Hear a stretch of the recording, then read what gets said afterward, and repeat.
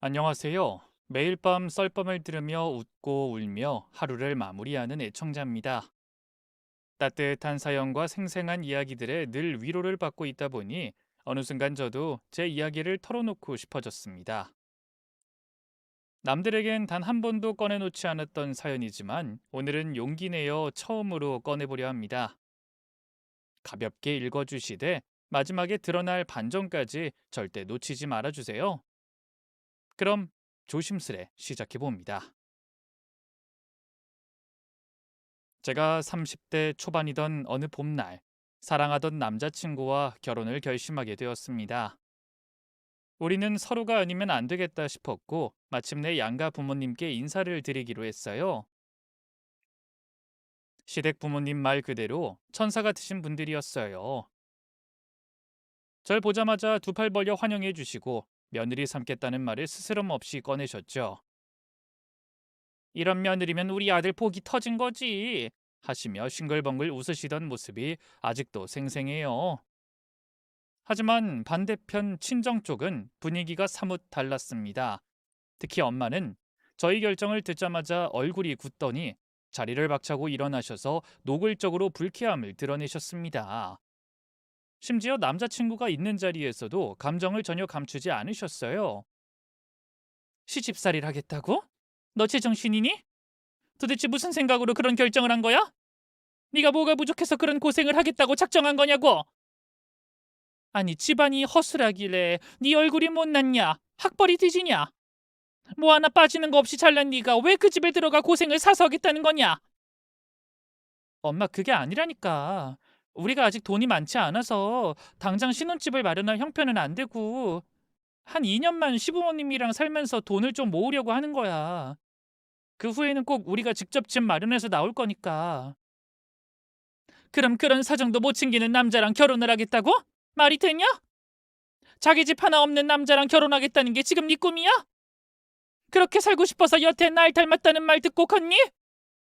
엄마 제발 그렇게만 보지 마세요. 나 시부모님이 진짜 좋단 말이야. 함께 살아보면 서로 정도 더 쌓이고 좋은 관계 유지할 수 있을 것 같아서 일부러 시댁으로 들어가려는 거예요. 아휴, 내가 이딴 소리를 내 입으로 하게 될 줄은 몰랐지만 그럴 거면 우리 집에 들어와 살아. 우리가 방도 많고 집도 넓은데 왜 남의 집에 들어가서 서름 받고 눈치 보며 살 생각을 하냐고? 그게 정상이야?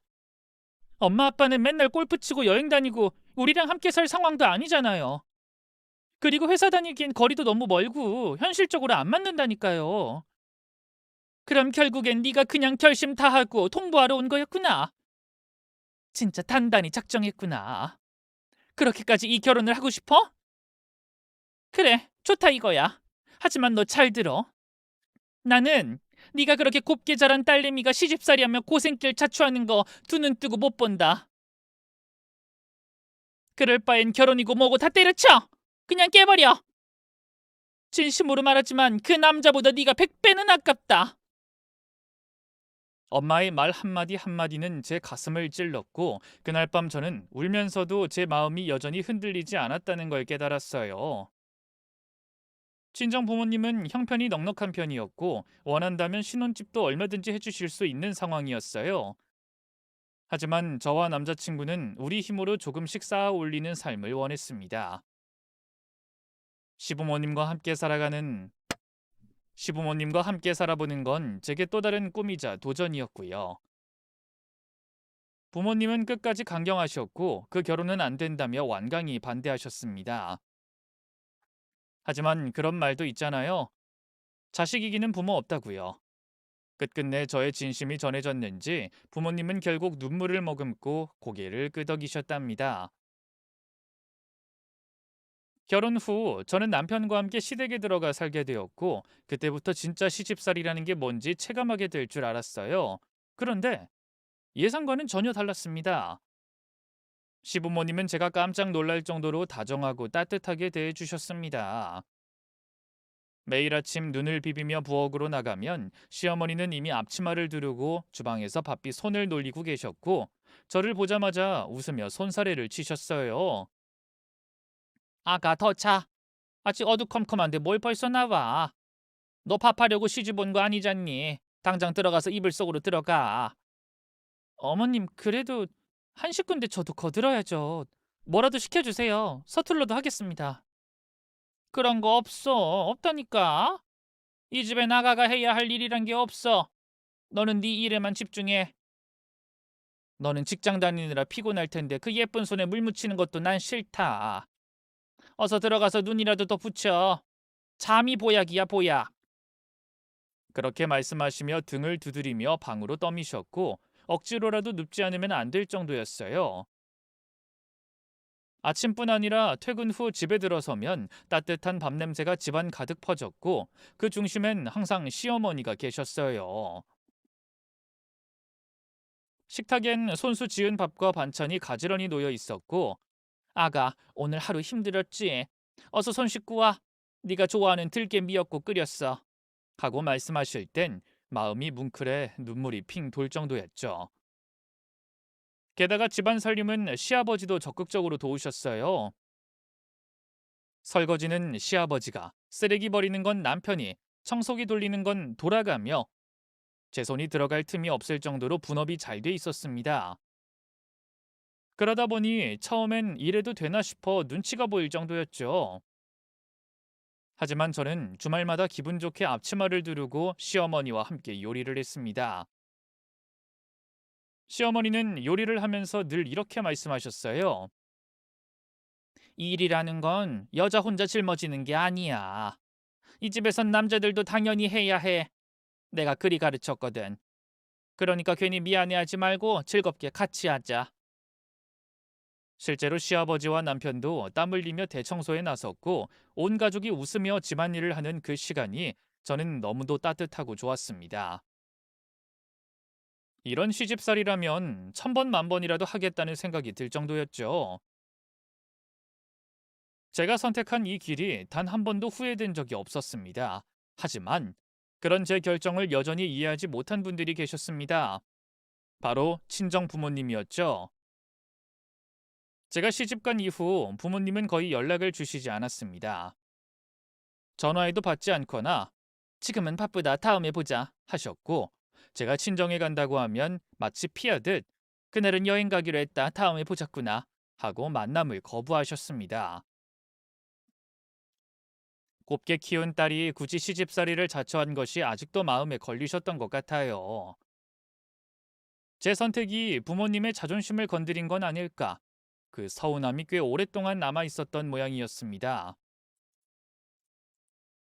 결혼 생활 1년 동안 친정 부모님을 딱 두 번 뵀습니다. 그 두 번 모두 기쁨보단 묵직한 긴장과 눈에 보이지 않는 감정의 벽이 함께 따라왔죠. 뵐 때마다 어김없이 들려오는 말씀은 같았습니다. 언제까지 시집살이 하려고 그러니? 아파트 한 채 줄 테니까 이제 그만 나와라. 그럴 때마다 저는 마음을 다잡고 최대한 부드럽게 대답했어요. 엄마 아빠, 최소한 2년은 채워보고 싶어요. 저도 제 선택에 책임지고 싶고 시부모님도 정말 잘해주시니까요. 조금만 더요. 그러면 부모님은 한숨을 깊게 내쉬셨고 얼굴엔 한눈에도 드러나는 못마땅함이 스치곤 했습니다. 입으로는 아무 말씀 없으셔도 표정 하나로 다 보였죠. 저는 속으로 이해해드려야지 하며 조심스레 죄송한 얼굴로 웃어 보이곤 했습니다. 부모님 입장에서 보자면 제가 아깝게 느껴지셨을 테니까요. 그렇게 부모님과는 서먹한 거리를 둔 채 결혼 생활은 의외로 평화롭고 단단하게 굴러가고 있었습니다. 서로에 대한 신뢰도 깊었고 시부모님의 배려도 이어졌으며 매일매일이 조용한 행복이었죠. 그러던 어느 날 그 평화에 금이 가는 일이 벌어졌습니다. 남편이 다니던 회사에서 날벼락 같은 권고사직 통보를 받은 겁니다. 실적도 준수했고 성실함도 으뜸이던 남편이었기에 도저히 납득할 수 없는 일이었어요. 사유는 단 하나. 회사 매출이 떨어져서 인원 조정을 하는 것이었습니다. 남편은 권고사직 한 날부터 말수가 줄어들었고 눈빛엔 허탈함과 분노가 뒤섞여 있었습니다. 저녁이 되어도 웃음기가 사라진 그의 얼굴을 보며 저는 조심스레 다가갔죠. 여보, 괜찮아? 회사는 다른데 또 들어가면 되잖아. 너무 마음 쓰지 마. 그러자 그이는 분노에 가까운 울분을 터뜨렸습니다. 열받아 죽겠어. 내가 회사에서 누구보다 열심히 일했단 말이야. 출근도 야근도 대충 한 날이 없어. 근데 아니 인원 감축이면 일 못하는 사람부터 자르는 게 맞는 거 아니야? 왜 나처럼 성실한 사람을 내보내냐고. 그것도 나이 어린 사람 순서대로. 그 마음 나도 알아. 억울한 거. 너무 잘 알지. 하지만 여보, 이미 벌어진 일이잖아. 지금은 당신만 더 다치니까 조금만 내려놔 봐. 남편은 바닥에 주저앉듯 털썩 앉더니 고개를 푹 숙인 채 한참을 침묵하다 힘없이 중얼거렸습니다. 나 이제 어쩌지? 여보, 이력서 몇 군데 넣어봤는데 아무 데서도 연락이 안 와. 나 이러다 진짜 평생 백수 되는 거 아니야? 그이가 이렇게 무너지는 걸 처음 봤어요. 저는 그의 어깨를 감싸 안고 입술을 꼭 깨문 채 간신히 미소를 지으며 말했죠. 걱정 마. 당신 같은 인재를 세상이 그냥 둘 리가 없어. 이력서만 보면 알아볼 거야. 그 누구보다 성실하고 진심으로 일하는 당신을 말이야. 지금은 잠깐 숨 고르는 시간일 뿐이야. 분명 곧 연락 올 거야. 남편은 고개를 끄덕이긴 했지만 눈빛은 여전히 흐리멍텅했습니다.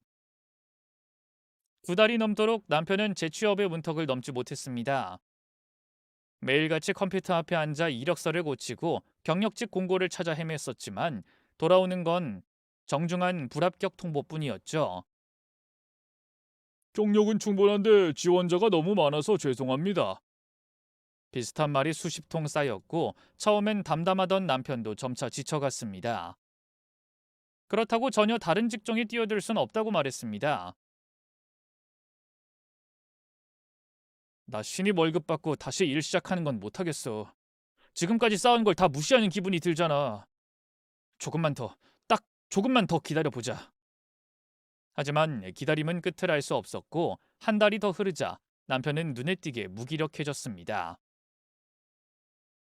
늦은 오전까지 침대에 누워있고 식사도 띄엄띄엄 했으며 하루 종일 멍하니 TV만 보다가 밤이 되면 한숨을 쉬곤 했죠. 그런 남편을 바라보는 시부모님의 표정도 갈수록 무거워졌고 결국 어느 날 두 분은 저희 부부를 마주 앉혀 무언가 단단히 결심한 얼굴로 말씀하셨습니다. 먼저 시어머니가 작은 서류 봉투 하나를 내밀며 제 앞에 내려놓으셨습니다. 얘들아, 이거 말이다. 원래는 너희 분가할 때 주려고 아껴뒀던 거다. 근데 지금 보니까 지금이 바로 그날인 것 같아서 말이지. 당장 필요하겠다 싶어서 꺼냈다. 이 통장과 도장 이제 너희가 가져가거라. 저는 놀란 눈으로 봉투를 바라보다 급히 손사래를 쳤습니다. 어머님, 저희가 언제 두 분의 돈을 받겠다고 했다고 그러세요? 그런 생각 단 한 번도 없었어요. 제 남편은 능력 있는 사람이에요. 곧 취직될 거예요. 정말이에요. 그런데 제 만류가 무색하게도 남편은 주저없이 봉투를 받아들었습니다. 엄마, 진짜 고마워요. 이 돈으로 저 장사 한번 해보려고요. 요즘 회사 다니는 것보다 닭 튀겨서 돈 버는 게 훨씬 낫다더라고요. 더는 이력서 쓰고 기다리고 떨어지고 그건 정말 못 해먹겠어요. 이 통장 저한테 한 줄기 희망이에요. 감사히 받을게요. 저는 남편의 손을 꼭 잡으며 조심스레 말렸습니다. 여보, 우리 다시 생각해보자. 이 돈은 당신 부모님이 평생 모은 피 같은 돈이잖아. 지금은 힘들어도 버티다 보면 다시 기회는 올 거야. 하지만 아무도 제 말을 귀 기울여 듣지 않았습니다. 시어머니는 오히려 제 손을 따뜻하게 잡으며 조용히 말씀하셨습니다. 아가야, 이건 어차피 너희에게 줄 돈이었다. 우리 아들이 백수로 지내면 그 고통은 네가 고스란히 짊어져야 하잖니. 하루라도 빨리 다시 일어서야 네가 웃을 수 있지 않겠니? 그러니까 미안해하지 말고 받어. 그 말에 저는 더는 말할 수 없었습니다. 마음속 깊은 곳에 쌓였던 미안함과 부담이 한꺼번에 몰려왔고 결국 고개를 끄덕이며 받아들이기로 했습니다. 그날 밤 남편은 벌써 프랜차이즈 창업 사이트를 뒤지고 있었고 저는 옆에서 조용히 차를 따르며 그 모습을 지켜봤습니다. 무너진 남편이 다시 일어서려는 순간이라 믿고 싶었으니까요. 비록 시부모님의 손을 빌린 것이었지만 다시 달려나갈 수만 있다면 저는 그를 응원하기로 마음먹었습니다. 추진력 하나는 남부럽지 않던 남편은 결심한 지 단 보름 만에 치킨집을 오픈했습니다. 그 짧은 시간 안에 상가 계약부터 인테리어, 장비 설치, 메뉴 개발까지 숨가쁘게 달렸죠. 가게 이름 간판이 채 마르기도 전에 그는 새벽마다 식자재 시장을 누비며 가장 신선한 재료를 골랐고 하루 종일 닭을 튀기며 소비자들이 사랑할 맛을 찾아냈습니다. 튀김옷의 바삭함, 간의 농도, 소스의 조화까지 손님 입맛을 사로잡겠다는 일념 하나로 땀을 쏟았어요. 그리고 그 노력은 곧 빛을 발했습니다. 오픈하자마자 장사는 대성공이었죠. 가게 홀은 늘 사람들로 북적였고 배달 주문은 연달아 울려댔습니다. 결국 알바 2명의 주방 보조까지 추가로 뽑아야 할 만큼 매출은 단숨에 고공행진을 탔어요. 남편의 일이 풀리자 우리 부부 사이도 더없이 좋아졌습니다. 함께 웃는 시간이 많아졌고 서로를 향한 존중과 애정도 깊어졌죠.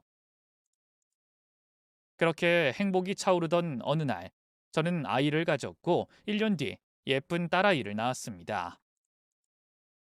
남편은 눈물까지 글썽이며 아이를 안았고 저는 그 모습을 보며 다시 사랑에 빠졌습니다. 우리 이제 진짜 가족이구나. 남편은 1년만 더 고생해서 분가하자고 했고 저는 고개를 저으며 말했어요. 급할 거 없어요. 어머님, 아버님이 애 봐주시니 저는 회사 생활에 집중할 수 있어서 지금 이대로도 감사해요. 하지만 행복은 오래 머물러 주지 않았습니다. 남편 가게 근처에 대형 프랜차이즈 치킨집이 하나둘 들어서기 시작하더니 순식간에 4군데가 모였습니다. 그들은 쿠폰을 뿌리고 치킨 한 마리에 음료를 2병씩 얹어주며 손님들을 끌어모았죠. 결국 경쟁의 칼날에 우리는 제대로 베이고 말았습니다.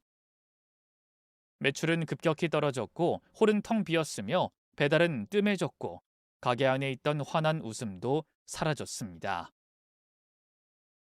남편은 이를 악물고 버텼습니다. 가격을 낮추고 이벤트를 매주 걸고 포장 손님에겐 서비스도 아끼지 않았어요. 이대로 포기할 순 없어. 아직 끝난 게 아니야. 그이는 치킨이 팔리는 걸 위안 삼으며 버텼지만 실제 수익은 적자였습니다. 6개월 가까이 마이너스의 늪에서 빠져나오지 못했고 시부모님은 그런 아들을 위해 대출까지 받아 가게를 살려보려 하셨죠. 하지만 회생은 없었습니다. 결국 눈물의 폐업을 맞이했어요. 그날 가게 셔터를 내리고 돌아온 남편은 한동안 아무 말 없이 앉아 있다가 무너지듯 중얼거렸습니다. 여보, 나는 무능한 놈인가 봐. 어떻게 된 게 잘하는 게 하나도 없냐? 자식도 있고 아내도 있는데 나는 왜 이 모양이냐? 저는 흔들리는 그이의 손을 잡으며 말했어요. 당신 잘못 아니야. 요즘 치킨집은 나눠 먹기 장사야. 프랜차이즈가 밀어붙이는데 우리 같은 개인 점포는 힘들 수밖에 없지. 이건 실패가 아니라 새로운 시작의 발판이라 생각하자. 다시 직장으로 들어가는 거 어때? 당신은 여전히 능력 있는 사람이잖아. 이제 나이도 찼잖아. 누가 나를 써줄지 모르겠어. 있을 거야. 분명 있을 거라고. 저는 그렇게 말했지만 속으론 불안이 휘몰아쳤습니다. 제가 혼자 벌어서는 생활비로 빠듯했고 모으는 돈은커녕 점점 바닥이 보였어요. 피로는 쌓였고 웃음은 줄어들었습니다. 그 와중에 시부모님은 더없이 미안한 눈으로 저를 바라보셨죠. 아가야, 이게 다 우리가 못난 탓이다. 네가 고생을 너무 많이 하네. 무슨 그런 말씀을 하세요. 두 분이 얼마나 많이 도와주신지 제가 누구보다 잘 아는데. 다신 그런 말씀하지 마세요. 시부모님의 말이 더 뼈에 사무쳤습니다.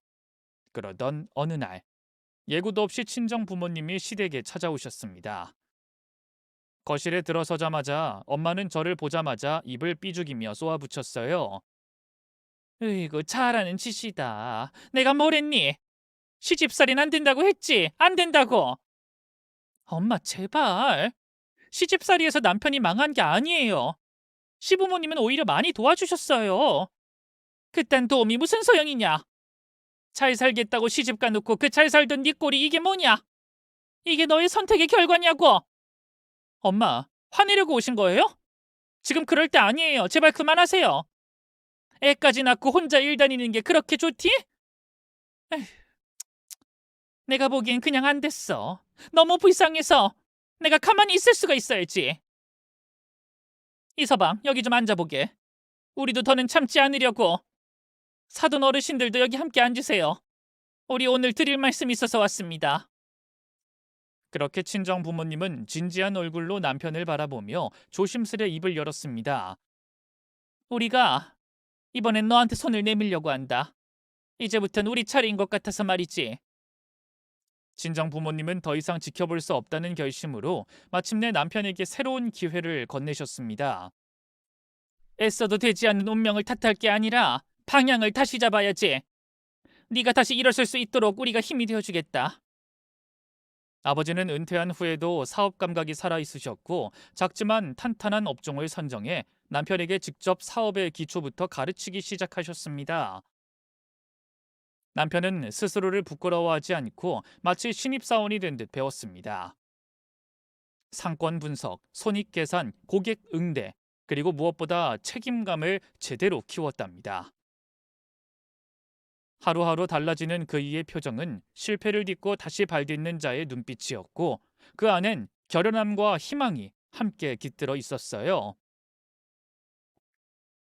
몇 달이 지나자 그가 몰두하던 사업장은 점차 자리를 잡기 시작했습니다. 정직하고 성실한 운영 방식은 고객들에게 신뢰를 얻었고 매출은 안정적인 상승 곡선을 그렸죠. 그날 밤 오랜만에 둘만의 시간을 갖던 남편이 조용히 제 손을 잡고 말했습니다. 여보 고마워. 이 모든 게 다 당신 덕이야. 저는 웃으며 대답했죠.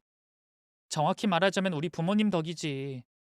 당신 이젠 우리 엄마 아빠한테 정말 잘해야 해.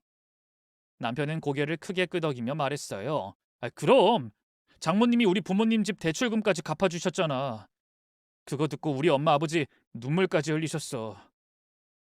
아, 그리고 말인데 우리 분가 이야기 좀 하자. 장모님이 그러셨잖아. 사업 차려주는 대신 이젠 독립하라고. 우리도 대출 받아서 아파트로 나가자. 그래. 이번엔 우리 엄마 말 들어야 해. 그 정도 해주셨으면 말 다 했지. 그렇게 저희는 홀가분한 마음으로 진짜 독립을 하게 되었습니다. 시댁과 함께했던 그 긴 시간은 고생이 아닌 소중한 추억이 되었고 분가는 새로운 챕터의 시작이었죠. 이삿날 시어머니는 눈가에 눈물이 그렁그렁 맺힌 채 제 손을 꼭 잡으셨습니다. 아가, 미안하고 고맙다. 네가 없었으면 우리 아들도 우리도 다 무너졌을 거야. 진심으로 사돈께도 감사하고 너한텐 말로 다 못할 만큼 고맙다. 저도 울컥해서 시어머니 손을 꼭 잡으며 말했어요. 어머님, 매일 은진이 맡기러 올 건데 왜 그러세요? 저야말로 감사해요. 나중에 또 기회 되면 꼭 같이 살아요. 저는 어머님 아버님이랑 지낸 시간이 정말 소중했어요. 고맙구나. 그렇게 말해줘서. 내 아들이 혹시 또 속썩이거나 문제 일으키면 언제든 말해라. 우리가 데려다가 혼쭐을 내주마. 어머님도 참 그이가 무슨 문제를 일으켜요. 아무튼 저희 매일 볼 테니까 이제 그만 우세요. 그렇게 웃음과 눈물이 뒤섞인 작별을 뒤로하고 저희는 아파트로 이사했습니다. 하지만 분가는 또 다른 전쟁의 시작이기도 했어요. 이전엔 시부모님의 손길로 누릴 수 있었던 여유가 이제는 제 두 손 위로 쏟아졌습니다. 남편 출근 준비에 딸아이 씻기고 밥 먹이고 다시 시댁에 맡기러 가는 게 그리고 다시 회사로 출근하는 그 아침은 정말 숨이 턱턱 막히는 전투와도 같았죠. 그래도 저는 매일 아침 눈을 떠서 하루하루 최선을 다해 살았습니다. 몸은 피곤하고 마음은 가끔 텅 빈 것 같았지만 딸아이의 눈웃음 하나에 다시 살아갈 힘이 생겼고 이왕 선택한 삶이라면 꿋꿋하게 버티자는 마음으로 앞만 보고 걸었습니다. 그렇게 시간을 쌓아가다 보니 어느덧 딸은 5살이 되었고 저는 팀장으로 진급을 하게 됐습니다. 제 이름 앞에 직책이 붙는 순간 그동안의 고생이 조금은 보상받는 듯 했고, 제가 저를 스스로 인정할 수 있는 계기가 되었습니다. 남편 역시 친정 부모님의 도움으로 시작한 작은 사업체를 착실히 운영해가며 안정적인 수입을 내고 있었고, 시부모님은 늘 한결같은 마음으로 저희를 도와주고 응원해 주셨습니다. 그 모든 것들이 합쳐져서 저는 우리가 이제야 겨우 안정된 가족이 되었다는 생각을 하며 안도하고 있었습니다. 그런데 그 안정감이 무너지는 건 한순간이었습니다. 어느 날 점심시간을 이용해 인근 카페에 들렀다가 남편을 마주쳤습니다. 그는 제가 모르는 여자와 마주 앉아 있었고 팔짱을 끼고 케이크를 나누며 웃고 있었습니다. 처음엔 눈을 의심했습니다. 평범한 직장인처럼 보였고 옷차림도 단정했으며 얼굴에도 아무런 죄책감은 없어 보였습니다. 그런데 그가 그 여자와 손을 맞잡고 눈을 마주치며 입을 맞추는 걸 보는 순간 제 가슴이 철렁 내려앉았습니다. 믿고 싶지 않았지만 제 두 눈으로 본 이상 부정할 수가 없었죠. 저는 그대로 자리에 다가가 앉았습니다. 그 순간 남편은 놀라는 기색을 보이다가 이내 담담하게 말했습니다. 들켜버렸네. 뭐 잘됐다. 어차피 말하려고 했어. 여보, 나 이 여자랑 새롭게 시작하고 싶어. 뭐? 너 지금 나랑 장난하냐? 너 미친 거 아니야? 장난 아니야. 난 지금 아주 진지해. 우리 이혼하자. 그 순간 저는 머리가 하얘졌고 분노가 온몸을 뒤덮었습니다. 말이 안 나올 정도로 어이가 없었고 주변 시선이고 뭐고 생각할 겨를이 없었습니다. 저는 테이블 위에 놓여있던 뜨거운 커피를 그대로 남편 얼굴에 뿌렸습니다. 그 순간 그가 놀라며 비명을 질렀고 저는 곧바로 손을 올려 따귀를 날렸습니다. 이어서 상간녀의 머리채를 움켜잡고 힘껏 당겼고 그 여자는 자리에서 벌떡 일어나다가 비틀거리며 바닥으로 넘어졌습니다. 저는 그 여자의 머리를 두 손으로 잡고 바닥에 눌렀고 그대로 신발로 누르며 소리쳤습니다. 주변은 아수라장이 되었고 손님들은 하나둘씩 일어나며 우리 쪽을 바라봤습니다. 저는 그 상태로 테이블 하나를 들어 남편 쪽으로 던졌고 그와 여자는 그대로 뒤로 넘어졌죠. 누군가 경찰을 불렀고 경찰이 도착해서 제 양팔을 붙잡고 말리기 전까지 저는 제 행동을 멈출 수 없었습니다. 그제야 저는 현실을 인식했고 무거운 숨을 몰아쉬며 자리를 빠져나왔죠.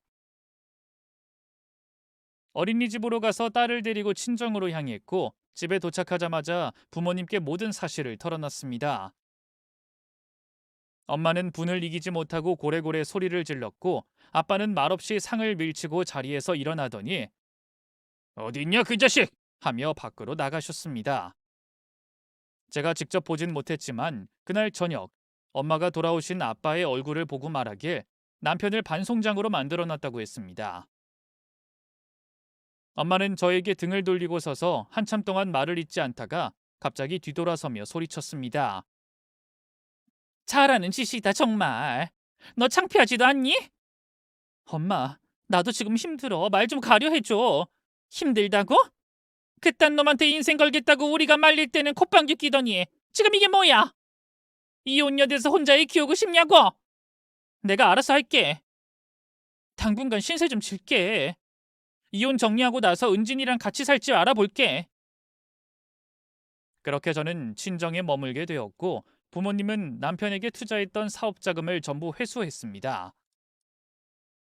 이혼 소송을 진행하면서 위자료도 법적 상한선까지 받게 했고 그 과정에서 남편은 자기가 사랑을 선택한 거라며 돈은 얼마든지 줄 수 있다고 했습니다. 엄마는 그 말을 듣고 혀를 차며 말씀하셨습니다. 사랑 타령하더니 돈은 귀엽고 다 내놓고 갔단다. 참나, 그런 놈한테 사업장을 차려준 우리가 얼마나 어리석은 건지 알겠냐? 너도 이제 좀 철 좀 들어야 돼. 저는 아무 말도 하지 못하고 고개를 숙였습니다. 모든 게 무너진 기분이었고 속이 텅 빈 것 같았습니다. 결국 저는 다니던 회사를 그만뒀습니다. 바람피운 사건이 알려져 회사 사람들 사이에서 뒷말이 무성했고 출근하는 게 고통스러웠기 때문입니다. 이후 저는 친정 근처에 전셋집을 얻었습니다. 그리고 집 근처에서 새로 직장을 구해 다시 일을 시작했죠. 딸과 단둘이 지내는 생활은 생각보다 힘들었지만 적어도 더는 누구에게 무너질 일은 없을 것 같았습니다. 비록 다 가진 걸 잃고 시작했지만 이제는 저 자신과 제 딸을 위해 살아야겠다는 마음뿐이었습니다. 그럼에도 세월은 흘러갔습니다. 처음엔 하루하루가 버티는 일이었지만 시간이 지나면서 상처도 서서히 아물기 시작했고 감정의 골문 부분도 조금씩 가라앉았습니다. 어느 날 문득 거울을 봤을 때 더 이상 눈물 고인 눈으로 전 남편을 떠올리는 일도 분노로 가슴이 끓는 일도 없다는 걸 알게 됐죠. 그렇게 저는 마음속의 먼지를 하나하나 털어내며 조금은 담담하게 또 조금은 단단하게 살아가고 있었습니다.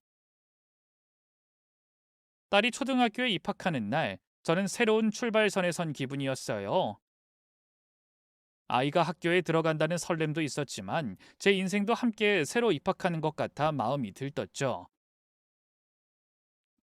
학부모로서 처음 맞이하는 날이니만큼 떨리기도 했고 저는 다시 한번 제 삶에 최선을 다해보자고 다짐했습니다. 일과 육아를 병행하는 건 여전히 쉽지 않았지만 이젠 예전보다 훨씬 강해진 나 자신이 있다는 걸 알고 있었기에 두려움보단 의지가 앞섰습니다. 하지만 직장 생활을 하다 보니 아이 학교 시간이나 방과 후 돌봄이 늘 문제였어요. 결국 자주 친정 부모님께 도움을 청하게 됐습니다.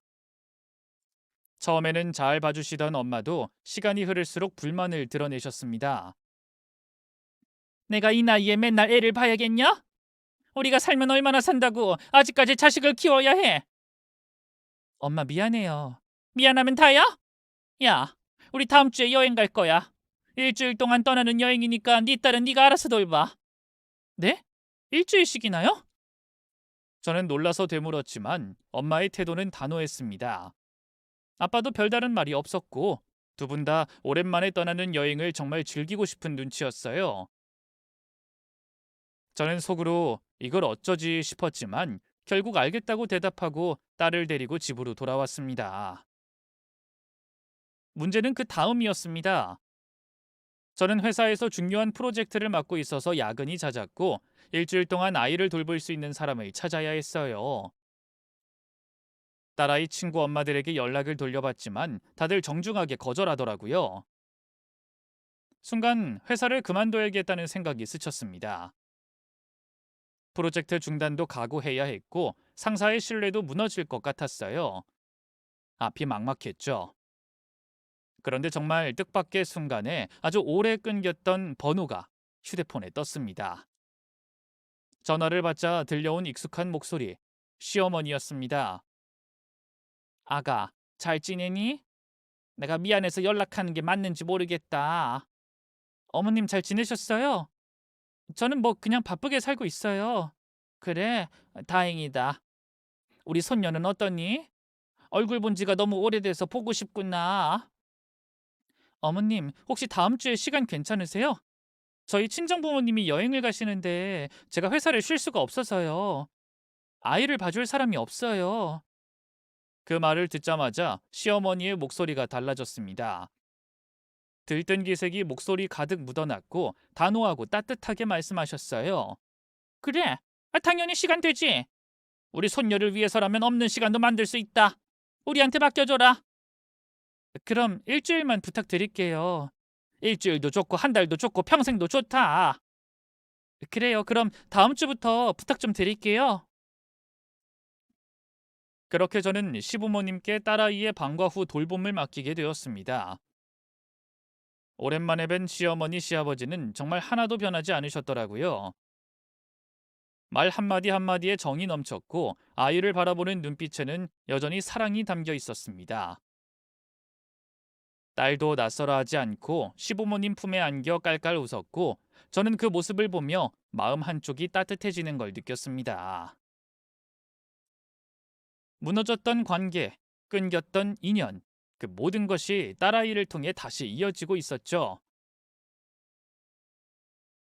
전 남편이 지금 어떻게 살고 있는진 묻지도 않았고 시부모님도 굳이 이야기하지 않으셨습니다. 저 역시 굳이 알고 싶지 않았습니다. 어떻게 살든 이제 와서 저와는 아무 상관없는 사람이니까요. 시부모님이 지금처럼 아이에게 좋은 조부모 역할만 해주신다면 그걸로 충분하다고 생각했어요. 그런데 딸아이가 시댁에서 며칠을 보내고 나더니 눈에 띄게 밝아졌더군요. 집에 돌아온 날 밤, 딸은 할머니 할아버지가 얼마나 잘해주셨는지 끝도 없이 이야기했어요.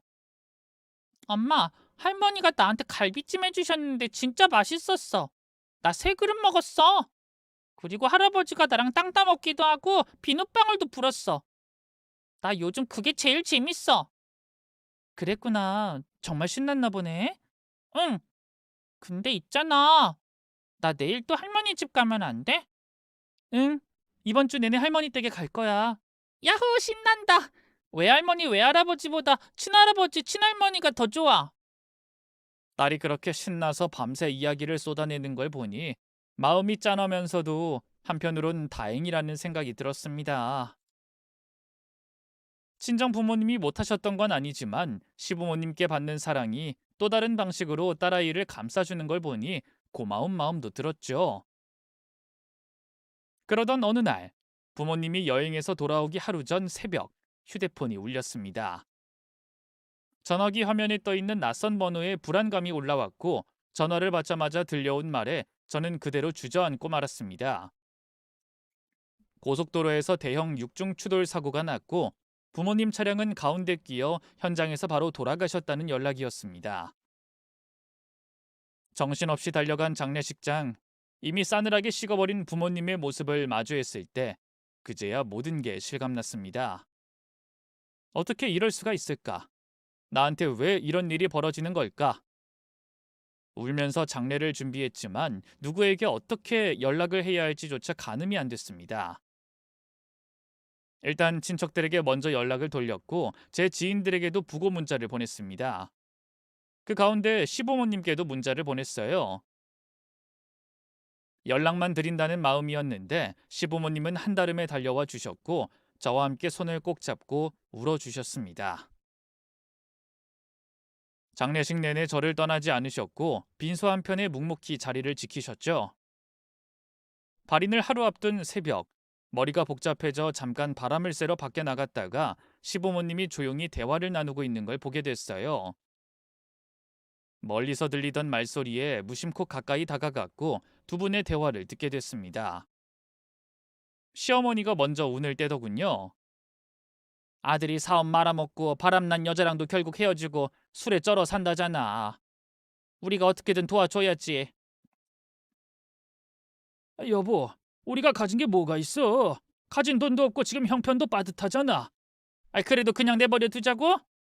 우리 자식인데 도와줘야지. 아들이 바람나서 이혼에 괘씸하다고 그동안 부모 노릇 안 해줬잖아. 시아버지의 한숨이 터져 나왔어요. 에휴, 아들 녀석이 그런 큰 잘못을 했으니 그럴 만도 하지. 우리 세기가 다시 받아주면 좋으련만. 조용히 해. 세기 앞에서 절대 그 말 꺼내지 마. 우린 세기한테 평생 죄인이야.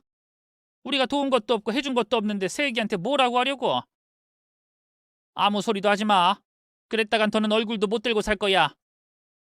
그래도 아들이 불쌍해서 마음이 너무 아파. 매일 술에 취해 있대잖아. 내가 알아서 해볼게. 무슨 수를 쓰더라도 방법을 찾아볼게. 그 대화를 들은 뒤 머릿속이 복잡했습니다. 전 남편이 사업이 망하고 불륜 관계도 깨지고 지금은 술에 빠져 지내고 있다는 사실이 충격이긴 했지만 더 놀라운 건 시부모님이 그걸 알면서도 그동안 전혀 저에게 내색하지 않았다는 점이었습니다. 지금에야 뭔가 도움을 주려는 생각을 하고 계신 것 같았지만 그 대화 속에 제 이름이 직접 오간 걸 생각하면 장례식에 괜히 부른 게 아닐까 내심 후회도 들었습니다. 저는 쉽게 사람을 돕는 사람이 아니고 과거를 다시 엮고 싶은 마음도 없었기에 그날 이후 시부모님과의 관계도 정리를 해야겠다고 마음먹었죠.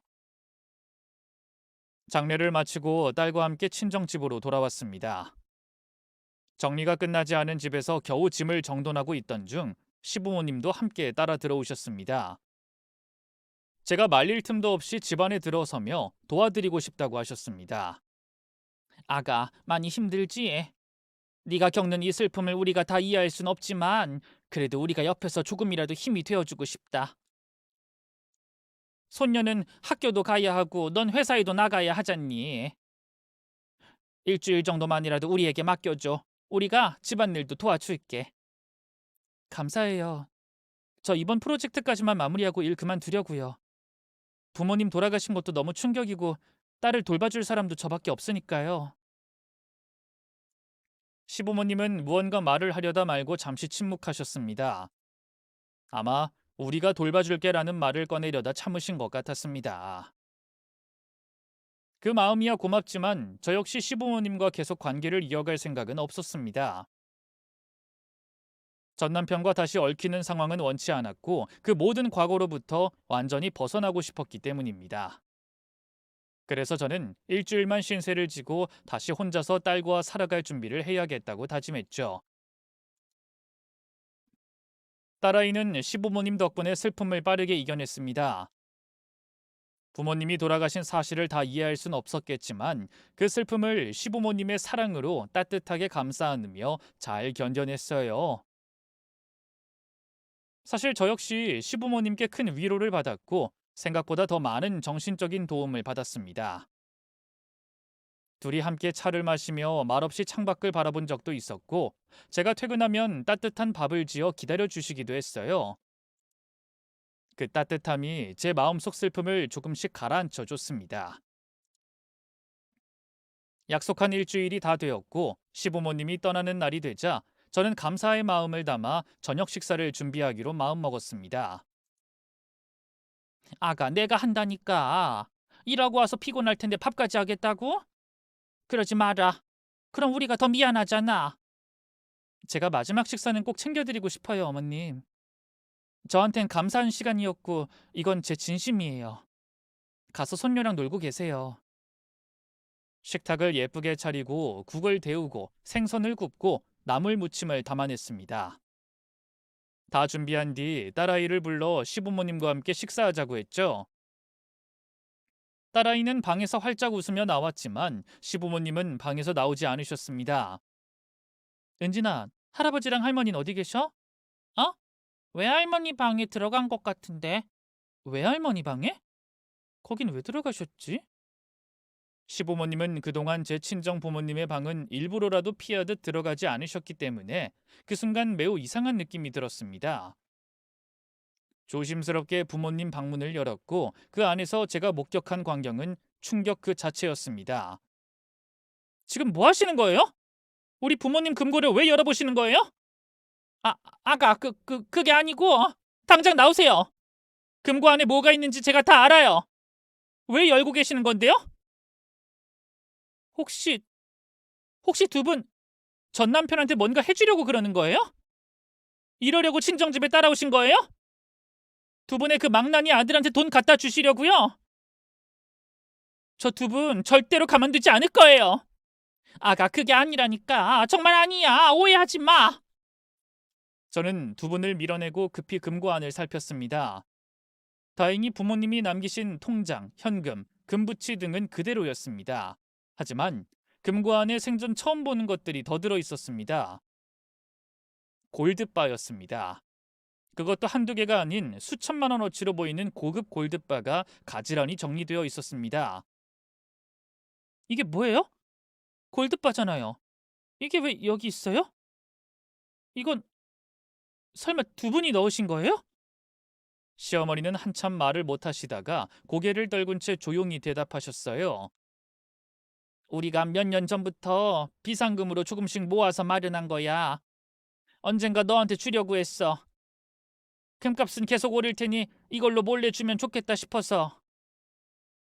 아가, 네가 우리한테 얼마나 감사한 존재인지, 너희 부모님이 우리 아들한테 얼마나 많은 도움을 줬는지 다 기억하고 있었거든.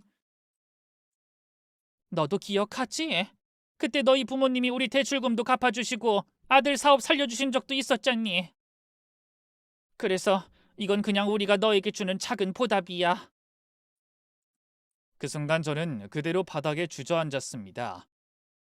너무 미안하고 부끄러웠고 죄송한 마음이 몰려왔어요. 어머님, 아버님, 죄송해요.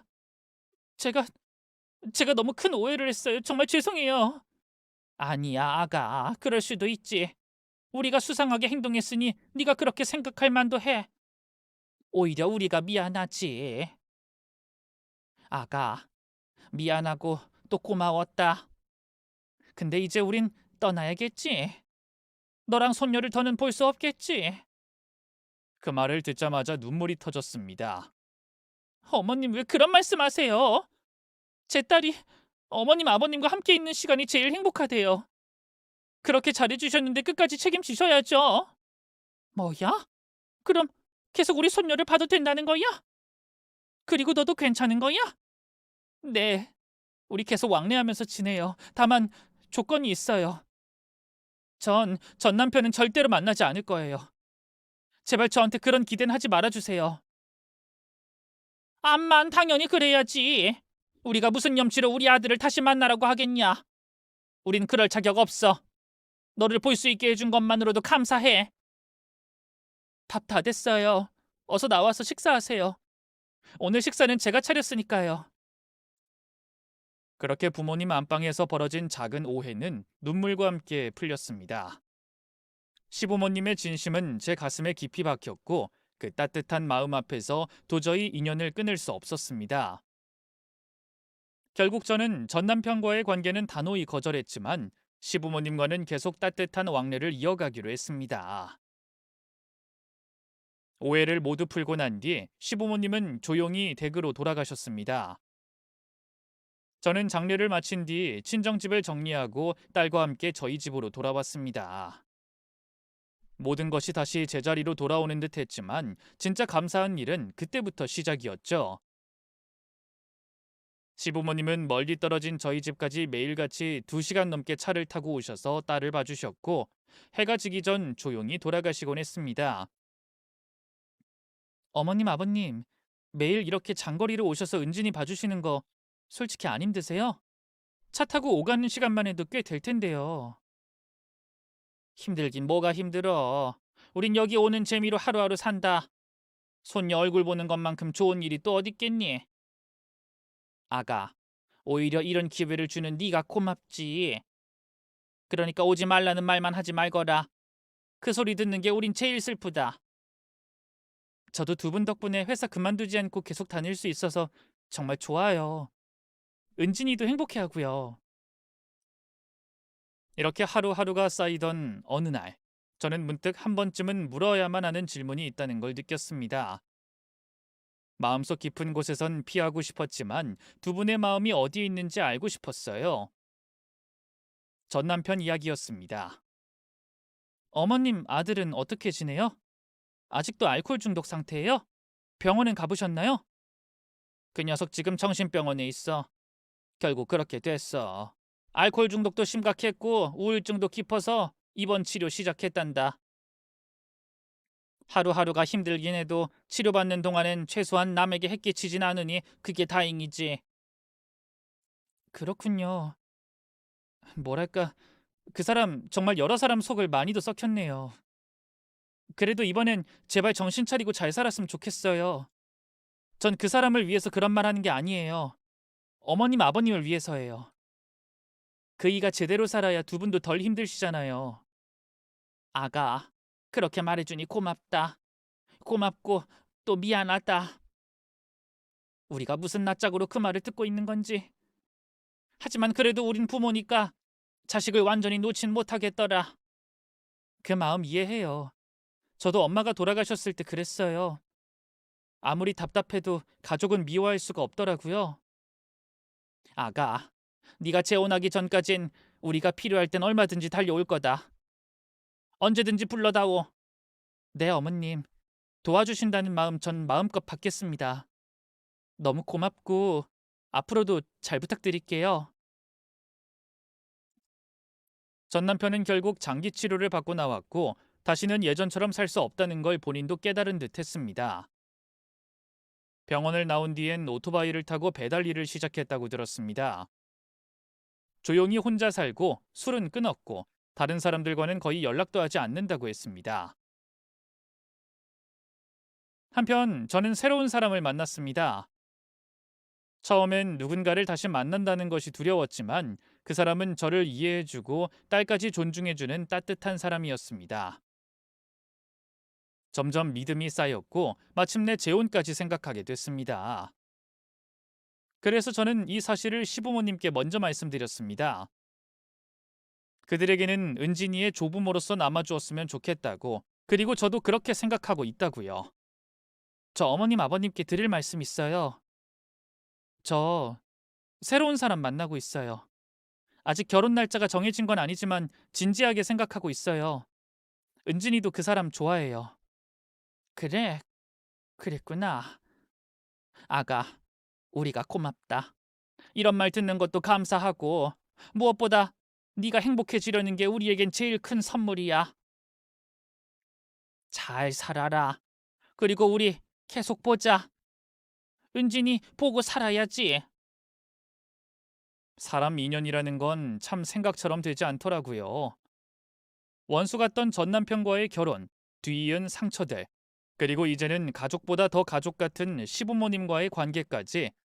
처음엔 이분들과 인연 끊고 살면 그만이지 그렇게 생각했는데 이 세상 일이 마음먹은 대로만 흘러가진 않더라고요. 이제 곧 저는 다시 결혼을 합니다. 그러나 이번엔 후회하지 않을 겁니다. 그리고 그 결혼 뒤에도 시부모님과의 인연은 계속될 겁니다. 왜냐하면 저는 그분들이 가족이라 믿으니까요. 지금까지 제 시집살이 이야기, 남편의 실패와 외도, 시부모님과의 오해와 화해, 그리고 오늘의 따뜻한 결말까지 긴 이야기 들어주셔서 감사합니다. 부디 이 이야기가 누군가에게 작은 위로가 되었길 바랍니다. 그럼 저는 이만 인사드릴게요. 모두들 안녕히 계세요.